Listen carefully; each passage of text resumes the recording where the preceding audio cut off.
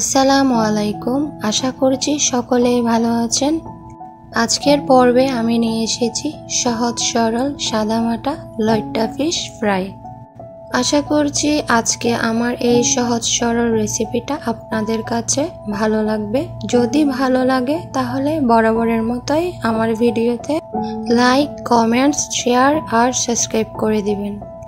আমাদের চিটাগাংয়ের ঐতিহ্যবাহী লইট্টা ফিশ সকলেরই অনেক পছন্দের, তবে যেহেতু আমরা সৌদিতে থাকি তো এখানে ফ্রোজেন করা লইট্টা ফিশই পাওয়া যায়। তো চলুন আর কথা না বাড়িয়ে আমরা চলে যাই রেসিপিতে। প্রথমে আমি নিয়ে নিয়েছি পেঁয়াজ কুচি, টমেটো আর কাঁচামরিচ কুচি।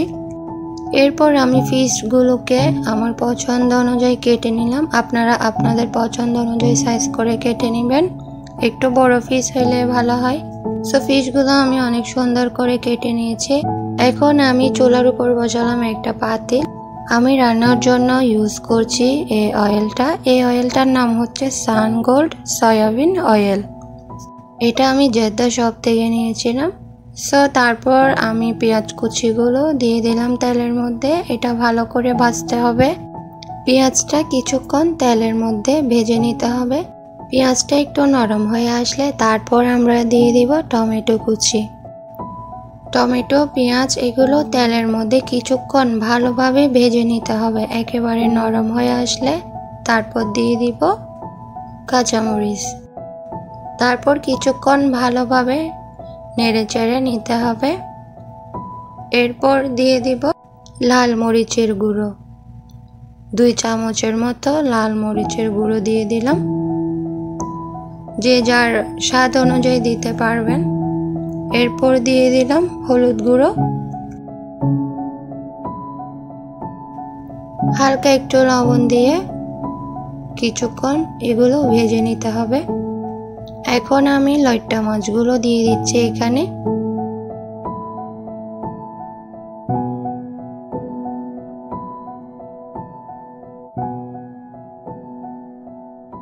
সবগুলো ফিশ দেওয়ার পরে আমি এগুলো ভালো করে একটু নেড়ে দিচ্ছি।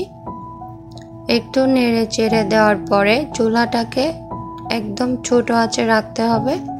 এখন আমি দিয়ে দিচ্ছি ব্ল্যাক পেপার আর মিক্সড মশলা। সব উপকরণ দেওয়ার পর ভালো করে নেড়ে চেড়ে প্রায় কিছুক্ষণের মতো এগুলো চুলার উপর বসিয়ে রাখতে হবে।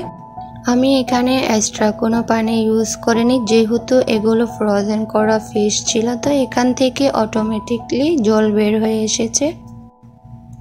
তৈরি হয়ে গেল আজকে আমার সহজ সরল লইট্টা ফিশ ফ্রাই রেসিপি। চট্টগ্রামের ঐতিহ্যবাহী এই লইট্টা ফিশ সকলেরই অনেক পছন্দ।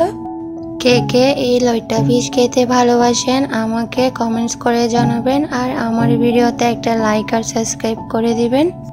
সবাই ভালো থাকবেন, সুস্থ থাকবেন। আল্লাহ হাফেজ।